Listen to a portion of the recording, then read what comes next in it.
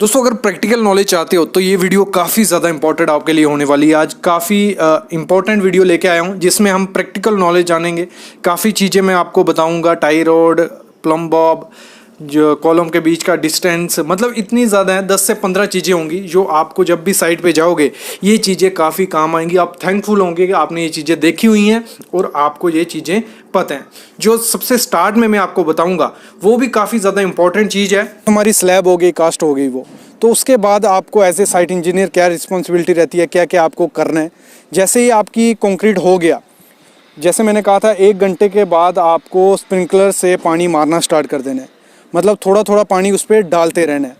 तो ये किस लिए हम करते हैं, जैसे मैंने कल भी बताया था, जो श्रिंकेज क्रैक्स हमारे स्लैब में दिखने लग पड़ते हैं। जैसे आप सामने देख रहे हो, ये हुआ क्या है, यहाँ पे अच्छे से जैसे मतलब कंक्रीट सेट होने लग पड़ता है। अपना सेटिंग टाइम पे, इनिशियल सेटिंग टाइम जो रहता है उसका 30 मिनट के बाद वो स्टार्ट होता है, तो हाइड्रेशन प्रोसेस होता है, तो उसमें क्रैक के चांसेस काफ़ी ज़्यादा दिखते हैं। अगर टेम्परेचर काफ़ी ज़्यादा है उससे भी श्रिंकेज क्रैक्स आते हैं, ज़्यादा ठंड है उससे भी श्रिंकेज क्रैक्स आते हैं। तो एक आपको टेम्परेचर मेंटेन करना पड़ता है क्रैक से बचने के लिए।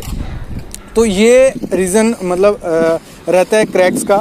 तो ये क्रैक्स आप जैसे ही आपका मतलब 30 मिनट हुए तो उसके बाद थोड़ा थोड़ा पानी आपको छांटना शुरू कर देना, मतलब स्प्रिंकल करना शुरू कर देना। ये बात हो गई मतलब कंक्रीटिंग के दौरान। दूसरे दिन आपको जैसे ही, क्योंकि जो आप वो पाली होती है जिसे हम ऐसे जो पॉन्डिंग के लिए हम छोटी छोटी सी दीवार करते हैं जो हमारे 40 mm हाइट होती है पानी भरने के लिए, वो प्रोसेस आपको करना ही करना है। लेकिन तब तक उसमें क्या होगा, टाइम लगेगा काफ़ी। अगर बड़ी आपकी स्लैब है तो उसमें आपको टाइम लगेगा। तो आपको क्या करना है, वहाँ पे जो जूट के हेजन होते हैं, मतलब बोरी जिसे हम बोलते हैं, वो आपको बिछा देनी है। अगर छोटी स्लैब है तब तो आपको पूरे में डाल देना है, तब तक वो पाली पूरी नहीं बनती, तब तक आपको उसको क्यूरिंग करते रहना है, नहीं तो श्रिंकेज के चांसेस और ज़्यादा बढ़ जाते हैं। जब तक वो पाली नहीं बनती है तो आपको पानी स्प्रिंकल करते रहना है। और अगर आपकी स्लैब काफ़ी ज़्यादा बड़ी है तो पॉसिबल हो जहाँ स्लोप है वहाँ पे तो पानी नहीं रुकेगा, तो वहाँ हेजन डाल देने, और जहाँ स्लोप नहीं है, थोड़ा गड्ढा वड्ढा है, वहाँ पानी आपको फिलअप करके रखना है कि थोड़ा बहुत पानी स्लैब को मिलते रहे। ठीक है, तो ये हो गया। जैसे पाली तैयार हो गई तो पॉन्डिंग आपको उसका कर देना है, मतलब उसमें पानी आपको फिल कर देना है। और क्यूरिंग का पीरियड क्या रहेगा आपका, देखो अगर समर है, मतलब टेम्परेचर काफ़ी ज़्यादा है, 35 ओवर 40+ है, तो आपको मिनिमम कितने 10 दिन क्यूरिंग करनी है। और मिनिमम मैं बोल रहा हूँ, और मैक्सिमम आपको 14 दिन पानी उसमें पानी ऑलवेज रहना चाहिए। पूरे दिन मतलब 24 घंटा उसमें पानी रहना ही रहना चाहिए, 14 दिन। लेकिन अगर आपका कोल्ड रीजन है, मतलब ठंडा एरिया है, ठंडा मौसम है, तो आपको मिनिमम 7 दिन क्यूरिंग करनी है और मैक्सिमम आपको 10 दिन क्यूरिंग उसमें करनी है। ठंडे रीजन में ज़्यादा उसमें कुछ इतना करने के नहीं है। लेकिन इसमें एक चीज़ आपको ध्यान रखनी है कि जब भी आप ऑर्डिनरी पोर्टलैंड सीमेंट यूज़ कर रहे हो तो आप 7 से 10 दिन क्यूरिंग कर सकते हो। लेकिन जब उसमें एडमिक्सचर्स ऐड हो गए, मिनरल्स ऐड हो गए, फ्लाई ऐश वगैरह ऐड हो गई, तो आपको क्यूरिंग ज़्यादा दिन तक रखनी है, मतलब 14 दिन मिनिमम आपको क्यूरिंग करनी ही करनी है। ठीक है, ये चीज़ें आपको ध्यान रखनी होती है एज ए साइट इंजीनियर। जब भी आपकी स्लैब कॉस्ट होगी तो उसके बाद आपको क्यूरिंग का प्रोसेस स्टार्ट कर देना है। और जो आपके श्रिंकेज क्रैक्स आ गए, आपने क्यूरिंग उस टाइम नहीं की लेकिन आपको क्रैक्स दिख रहे हैं अपनी स्लैब में, तो उसको अच्छे से फिनिश कर देना है। वो फिनिश कैसे करोगे, जो सीमेंट हमारा होता है उसकी स्लरी बना के उसमें SBR केमिकल आता है। कोई भी केमिकल आपके पास वहाँ पॉसिबल है वाटर प्रूफिंग का, या तो SBR आप डाल सकते हो। उसकी स्लरी अच्छे से बना के जब तक ग्रीन कंक्रीट हो, मतलब तभी आपको जैसे ही श्रिंकेज क्रैक्स आपको दिखना स्टार्ट हो गए, मतलब सेट नहीं होना चाहिए, उसका फाइनल सेटिंग टाइम अगर हो गया तो फिर थोड़ा क्रैक्स फिलअप में चांसेस कम होते हैं, उसमें लीकेज के चांसेस बढ़ जाते हैं। श्रिंकेज क्रैक से इतने ज़्यादा चांसेस लीकेज के नहीं रहते हैं, वो हेयर लाइन क्रैक्स ही होते हैं, ऊपर ही आपको दिखते हैं, नीचे वो डेप्थ तक नहीं गए होते। लेकिन कुछ क्रैक्स बढ़ जाते हैं, वो किसकी वजह से, अगर प्रॉपर कवर नहीं प्रोवाइड किया, जहाँ आपकी रिइंफोर्समेंट में कोई भी शटरिंग में सेटलमेंट हुई, तो उस केसेस में आपको अच्छे एडवांस और चीज़ें करनी पड़ेंगी इसको सेट करने के लिए। लेकिन आपके अगर श्रिंकेज क्रैक्स हैं तो उसमें आप SBR प्लस स्लरी डाल दोगे, अच्छे से फिल हो जाएगी। वो बिल्कुल लिक्विड फॉर्म में रखनी है, वो अच्छे अपने आप इंसर्ट हो जाएगी, ऊपर से अच्छे से फिनिशिंग उसको कर देने। तो ये चीज़ें आपको ध्यान रखनी है एज ए साइट इंजीनियर जब आपकी स्लैब कास्टिंग हो जाए। और जो भी आप उसमें दूसरे दिन डी शटरिंग की जाएगी, जो उसकी साइड्स होंगी उसको डी शटरिंग कर सकते हो आप 17 घंटे के बाद, 17 आवर के बाद। तो उसमें वो देख लेना आपने कहीं भी हनीकॉम्ब वगैरह हो तो उसकी आपको फिनिशिंग कर देनी है। और साइड के लिए आपको वहाँ तो पॉन्डिंग नहीं कर सकते, वहाँ पे आपको जो जूट ये होते हैं कंतान वेट हेजन, तो इसको आपको डाल के उसकी प्रॉपर क्यूरिंग करते रहना है 14 दिन। कि शेयर की क्या होती है, टाई रोड क्या है, डोवेल्स क्या है। फिर हम बात करें कि मेरे को कमेंट आ रहा है कि सर सर्कुलर कॉलम का हम कैसे, जो स्टार्टर होता है उसका वॉल्यूम कैसे निकालते हैं, वो बताऊंगा। प्राइमरी भी सेकेंडरी भी अच्छे से विजिट करवा के बताऊंगा। और डोर का जैम क्या होता है, वो सब चीज़ें इस वीडियो में क्लियर होने वाली है। तो हम स्टार्ट करते हैं शेयर की से। तो शेयर की क्या होती है, देखो जो सामने आप खड्डे खड्डे देख रहे हो बीम में, ये प्रॉपर से की गई नहीं है, लेकिन कॉन्सेप्ट क्लियर हो जाएगा आपका। शेयर की हम प्रोवाइड करवाते हैं जहाँ भी हमारा जॉइंट आता है। आपने मोस्टली शेयर की सुनी होगी, आप जब डिग्री कर रहे होंगे अपनी, तो उधर रिटेनिंग वॉल का जब हम डिज़ाइन करते हैं तो उसमें हम नीचे में शेयर की प्रोवाइड करवाते हैं। वो क्यों, मतलब एक बॉन्ड बनी रही, मतलब जैसे एंकरेज चाहिए होती है ना, वही काम शेयर की यहाँ करती है। जब दूसरा कंक्रीट होगा इस कॉलम में, जैसे आप कॉलम देख रहे हो सामने, स्टार्टर हो गया, स्टार्टर के बाद यहाँ कॉलम किया जाता है, तो कॉलम का जो कंक्रीट होगा दूसरे टाइम वो अच्छे से बॉन्ड बना पाए, नीचे फेलियर के चांसेस डिक्रीज कर पाए, क्योंकि सबसे ज़्यादा फेलियर के चांसेस कॉलम के कहाँ होते हैं, नीचे में। और अगर वहीं पे एक प्रॉपर जॉइंट नहीं बनाया गया तो फेल होने के चांसेस काफ़ी ज़्यादा प्रोवाइड हो जाते हैं।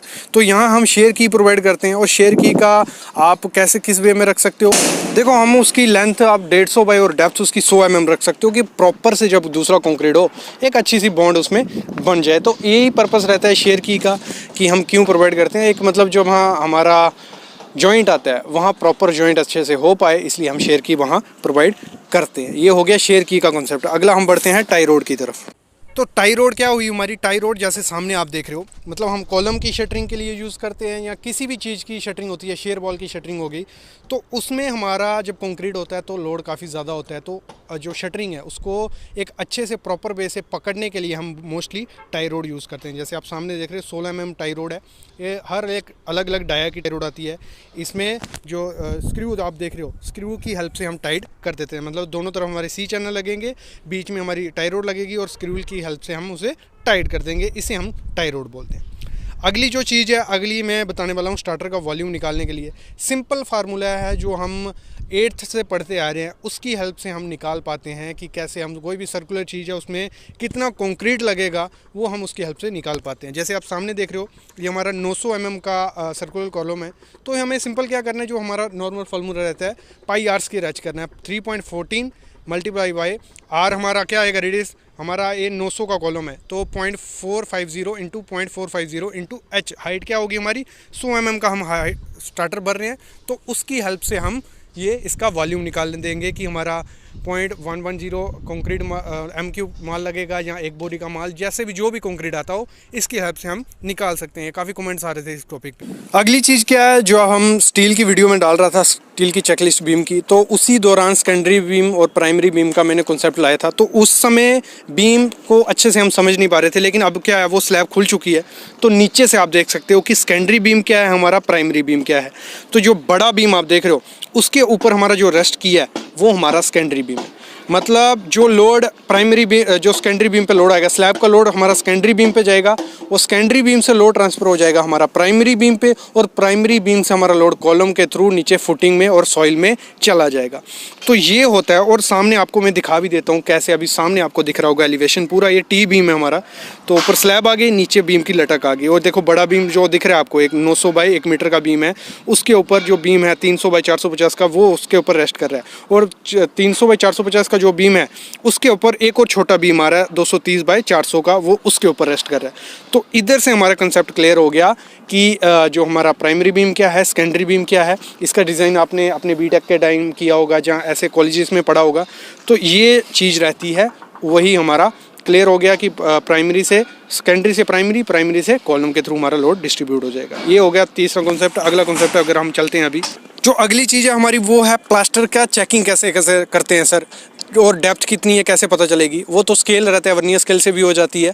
बाकी जब डेप्थ के लिए मैंने एक पहले कॉन्सेप्ट बनाया था, जब हम चेकलिस्ट कर रहे थे कि प्लास्टर कितना चढ़ाएं हम, कितनी दीवार पे प्रॉपर प्लास्टर आएगा, वो कैसे चेक करते हैं, वो वीडियो आप देख सकते हो, उसमें पता चल जाएगा कि प्लास्टर की थिकनेस कितनी आ रही है। पहले जब एक बार प्लास्टर हो जाता है, उसको हम चेक कैसे करते हैं, सामने आप देख रहे हो, एक फंटी की हेल्प से हम चेक कर सकते हैं, डोरी की हेल्प से हम चेक कर सकते हैं कि प्रॉपर प्लास्टर हुआ है कि साउल में हुआ है। नहीं तो साउल से थोड़ा बहुत आप चेक कर सकते हो, लेकिन प्रॉपर हम फंटी को चारों तरफ घुमा के उसके साइड पे गैप देख सकते हैं कि कहाँ पे गैप आ रहा हो। तो उधर से हमें आइडिया लग जाता है कि कितना ज़्यादा प्लास्टर में गैप है, मतलब 1-2 mm है तो एक्सेप्टेबल है, लेकिन अब कभी ज़्यादा हो तो वो एक्सेप्टेबल नहीं होता है। इस जो सामने फंटी देख रहे हो इसकी हेल्प से हम चेक करते हैं। ये क्वेश्चन आपके द्वारा पूछा गया कमेंट में। अगला जो क्वेश्चन पूछे गया आपकी तरफ से कि डोवल क्या होते हैं और प्रॉपर अच्छा केमिकल कौन सा है उसको यूज़ करने के लिए। तो डोवल होता है क्या? डोवल वो है हमारा पुराना कंक्रीट सरफेस है, उधर हमें एक्सटेंशन करनी है, नया कुछ बनाना है। मतलब आगे लगा लो 2 रूम आपने बना के रखे हैं, स्लैब वहीं तक है और आगे आपको स्लैब करनी है, तो सरिया क्या करेंगे? तो उसमें हम डोवल यूज़ करते हैं, ग्राउट करते हैं डोवल्स, होल करके उसमें हम सरिया डालते हैं। और सरिये के लिए अच्छा केमिकल कौन सा है? फिशर केमिकल, सामने आप जो देख रहे हो जहाँ हिल्टी केमिकल वो भी आता है। और डोवल हम उसे बोलते हैं, मतलब हमारा जैसे क्या होता है कॉलम हो जाते हैं हमारे और बीच में हमारा लिंटल हमें डालना होता है और लिंटल का सरिया हमने प्रोवाइड नहीं किया होता, तो वहाँ हम होल करके लिंटल का सरिया ग्राउट करते हैं और फिर वहाँ हमारा वो प्रोसेस पूरा लिंटल का किया जाता है। तो डोवेल क्या हुए? मतलब किसी चीज़ की कंस्ट्रक्शन के आपको एक्सटेंशन करनी है, वहाँ स्टील बार नहीं है तो आप वहाँ स्टील बार लाओगे, उस प्रोसेस को हम डोवेल बोलते हैं। जहाँ हम पहले ही कंस्ट्रक्शन के टाइम ही डोवेल छोड़ देते हैं, एक्सटेंड करके सरिया अल्टरनेट करके छोड़ देते हैं कि बाद में हम उसे यूज़ कर सके, तो वो हमारा डोवेल हो गया। और अच्छा केमिकल कौन सा है हमारा? फिशर या हिल्टी का आप यूज़ कर सकते हो, वो अच्छा केमिकल मार्केट में अवेलेबल है। नेक्स्ट जो क्वेश्चन है वो डोर जैम क्या होता है? तो डोर जैम सिंपल एक मतलब वर्ड यूज़ किया जाता है डोर जैम। ये सामने आप देख रहे हो, चौखट भी हम जिसे बोलते हैं, और एक ग्रेनाइट की चौखट होती है, वुडन की चौखट होती है, तो उसे हम डोर का जैम बोलते हैं, डोर जैम। तो ये आपको काम आएगा कहाँ? बिल्डिंग वर्क में, जहाँ जब आप क्वांटिटी निकालोगे किसी चीज़ की तो उसमें हमारा ये डोर जैम वर्ड आपको सुनने में आएगा। तो ये हमें क्लियर हो जाए कि हमें कितना मैक्सिमम डिस्टेंस रखना होता है कॉलम के बीच में, मतलब मिनिमम कितना रख सकते हैं और मैक्सिमम कितना रख सकते हैं, और क्या क्या चीज़ें ध्यान देनी है। अगर हम हमारा डिस्टेंस 7 मीटर हो गया या 40 फुट हो गया, 50 फुट हो गया या 10-12 फुट है, तो उसमें क्या क्या चीज़ें हमें ध्यान देनी होती है, वो चीज़ें आज इस वीडियो में मैं क्लियर करने वाला हूँ। तो कंप्लीट वीडियो देखना, इसमें फुल वीडियो जब देखोगे आप तो आपको आइडिया लगेगा कि क्या सही है और क्या गलत है। ऐसे बीच में छोड़ दोगे, क्योंकि इस पर 2-3 वीडियो मैं बना चुका हूँ, वो देखने के बाद ही लोगों के माइंड में आ रहा है कि सर ऐसे करेंगे तो ऐसे क्या होगा और ऐसे क्या होगा, तो वही मैं क्लियर करूँगा। ठीक है, तो स्टार्ट करते हैं। सामने आप बीम देख रहे हो, कॉलम देख रहे हो, तो इनके जो स्पान है वो स्पान काफ़ी ज़्यादा लंबे लंबे हैं। मतलब आप जो बड़ा वाला कॉलम देख रहे हो इसमें 13 मीटर स्पान है, मतलब 13 मीटर डिस्टेंस है दोनों कॉलम में। और कई में आपको दिख रहा है 3 मीटर है, 4.5 मीटर है, 3500 है। तो ये इससे क्या क्लियर होता है? देखो, आप जो मिनिमम डिस्टेंस आपको कॉलम के बीच में रखना है, मिनिमम आपको 2.5 मीटर रखो, 2.5 से 3 मीटर मिनिमम, 3 मीटर से कम नहीं रखने का, वो कॉलम का कोई फ़ायदा नहीं है। कुछ सिचुएशन में हम रखते हैं, मतलब कई कई जगहों पे आपने देखा होगा 2 मीटर भी होता है, 2.5 मीटर भी होता है। वो कहाँ होता है? जहाँ हमारी स्टेयरकेस हो, जहाँ कुछ स्ट्रक्चर ही ऐसा हो, वहाँ हम नॉर्मली केसेस में रखते हैं। लेकिन जो कमर्शियल बिल्डिंग आपने देखी, बड़ी बड़ी हाई राइज बिल्डिंग होती है 30 स्टोरी की, 40 स्टोरी की, उसमें आपको डिस्टेंस ऐसा देखने को मिलेगा, 15-15 मीटर भी देखने को मिलेगा, 12-12, 13-13, 14-14, 50 फुट या 40 फुट देखने को मिलेगा। वहाँ होता क्या, कैसे हम इस चीज़ को काउंटर कर लेते हैं? फिर हम रेजिडेंशियल बिल्डिंग पे भी आएंगे, जो हम छोटे मोटे ड्यूप्लेक्स बनाते हैं, छोटे घर बनाते हैं, उनमें मैक्सिमम मिनिमम कितना रख सकते हैं, कॉलम का साइज़ क्या रख सकते हैं, बीम का साइज़ क्या रख सकते हैं, वो भी मैं आगे बात करता हूँ। पहले हम कमर्शियल बिल्डिंग की बात कर लें, जहाँ आपने देखा होगा कि 13 मीटर 12 मीटर डिस्टेंस होता है। जो जैसे आप सामने भी देख रहे हो, जो कॉलम का साइज़ है 1500 बाई 1 मीटर का साइज़ है, और स्पान हमारा 12.5 मीटर है। और ये क्या होता है? ये डिपेंड होता है आपके कॉलम का साइज़, बीम की डेप्थ, मतलब इस पे आपका डिपेंड होगा कि आप कितना लंबा बीम दे सकते हो। ये आर्किटेक्ट प्रॉपर से उसको डिज़ाइन करता है कि ये जो लोड इस पे पड़ेगा प्रॉपर डिस्ट्रीब्यूट हो पाएगा, नहीं हो पाएगा। जैसे जैसे कॉलम का डिस्टेंस बढ़ता जाता है, वैसे वैसे हमारी बीम की जो डेप्थ होती है, विड्थ होती है, वो बढ़ती जाती है। और जो हमारी स्लैब होती है वो 1 वे नहीं रहती, फिर 2 वे स्लैब आपको उस एरिया में प्रोवाइड करनी पड़ती है। मतलब 3 केसेस हो जाते हैं। जैसे डिस्टेंस हमारा बढ़ेगा, कॉलम का साइज़ बढ़ेगा और हमारा जो बीम की डेप्थ होगी, विड्थ होगी, वो बढ़ती जाएगी, और स्लैब हमारी प्रॉपर उसकी डेप्थ और 2 वे स्लैब हमें उस एरिया में प्रोवाइड करनी पड़ती है। ये हमारी होगी बात कमर्शियल बिल्डिंग की। अब आते हैं हम रेजिडेंशियल बिल्डिंग, जो छोटी मोटी बिल्डिंग होती है, हमारी घर की बिल्डिंग हो गई, तो उस केस में हमें क्या करना होता है? उसमें हमें जो कॉलम का मिनिमम डिस्टेंस रखना है वो हमें 3 मीटर रखना है मिनिमम, और मैक्सिमम आपको 5 मीटर के ज़्यादा नहीं जाना है। क्योंकि उस केस उधर क्या करते हैं हम, जो कॉलम हम प्रोवाइड करते हैं वो भी छोटे होते हैं, मतलब मैं साइज़ बताता हूँ आगे, वो उनका साइज़ भी छोटा होता है, बीम की डेप्थ भी छोटी होती है, और जो हम सरिया प्रोवाइड करवाते हैं वो भी छोटा रहता है। तो उस केसेस में आपको 6 मीटर से मैक्सिमम नहीं जाना है, मतलब मिनिमम आपका हो गया 3 मीटर और मैक्सिमम हो गया 6 मीटर। तो मैं यही करूँगा 4 मीटर या 4.5 मीटर इस बीच आप अपने कॉलम का स्पान रखो। जहाँ हम बोले हमारे जो हो गया 13 से 16 फीट आपको रखना है। ये क्लियर हो गया केस। अभी हम बात करते हैं हमारे घर के जो कॉलम का साइज़ रखेंगे। अगर हम 4 मीटर या स्पान रख रहे हैं 4 मीटर, तो उसमें हमें कॉलम क्या प्रोवाइड करना है। तो उसमें कॉलम आपको देखो, हमें थोड़ा एरिया बचाना होता है। अगर हम बड़ा कॉलम दे देंगे अंदर की तरफ या बाहर की तरफ तो एरिया कंज्यूम होगा। तो कॉलम हम 9 इंच बाय 12 इंच का प्रोवाइड कर सकते हैं। अगर ड्यूप्लेक्स हाउस है, आपने सोचा है कि 2 स्टोरी हमें रखनी है, 9 बाय 12 का कॉलम प्रोवाइड कर दो। 9 की आपकी दीवार आ जाएगी और जो 12 का एरिया होगा वो बाहर की तरफ थोड़ा ऑफसेट रहेगा, अंदर की तरफ वो भी ऑफसेट आपको नहीं रखने। 9 बाय 12 का कॉलम हम प्रोवाइड कर देंगे। और जो हमारा बीम होगा ऊपर वो आप ऑफसेट दे के प्रोवाइड कर सकते हो 12 बाय 12 का, जहाँ आप 9 बाय 12 का उसमें बीम दे दो। और उसमें जो स्टील रहेगा, बॉटम में आपको 16 का सरिया 3 डाल देना है और टॉप में आपको 12 का सरिया डाल देना है। और कॉलम में हम सरिया प्रोवाइड करेंगे 4 नग 16 का हम उसमें प्रोवाइड कर देंगे। तो इस हिसाब से हम डुप्लेक्स को कर सकते हैं। लेकिन जो आज का वीडियो था वो प्रॉपरली किस चीज़ के लिए था, हमारा मिनिमम और मैक्सिमम डिस्टेंस के लिए। तो मिनिमम आपको 3 मीटर रखना है और मैक्सिमम आपको 5 या 6 मीटर आपको हद जाना है। ये हो गया हमारा फ्रेम स्ट्रक्चर का। तो इसमें आप ये चीज़ को ध्यान रखना ही रखना है। और जैसे मैंने कहा, आपको ऐसे कहीं से भी प्लान उठा के जहाँ खुद ऐसे कॉलम ये नहीं करना है कि 3 मीटर में मैं प्रोवाइड कर देता हूँ, कोई इशू नहीं होगा। ये चीज़ भी कई केसेस में फेल होते हैं, कॉलम फेल हो जाते हैं। आपको प्रॉपर आर्किटेक्ट या कंसल्टेंट से ये कंसल्ट कर लेना है कि हमें कितने पे प्रोवाइड करना है। बाकी अगर आप 3 या 6 मीटर पे प्रोवाइड करते हो और प्रॉपर कॉलम या बीम प्रोवाइड करते हो तो इतने ज़्यादा फेलियर के चांसेस काफ़ी ज़्यादा कम हो जाते हैं। और स्लैब में आपको ध्यान देना है, स्लैब में आपको 2 वे कर देना है। जहाँ स्पान ज़्यादा बड़ा हो जाएगा वहाँ बीम की डेप्थ भी ज़्यादा कर देनी है और ऊपर 2 वे स्लैब आपको कर देनी है।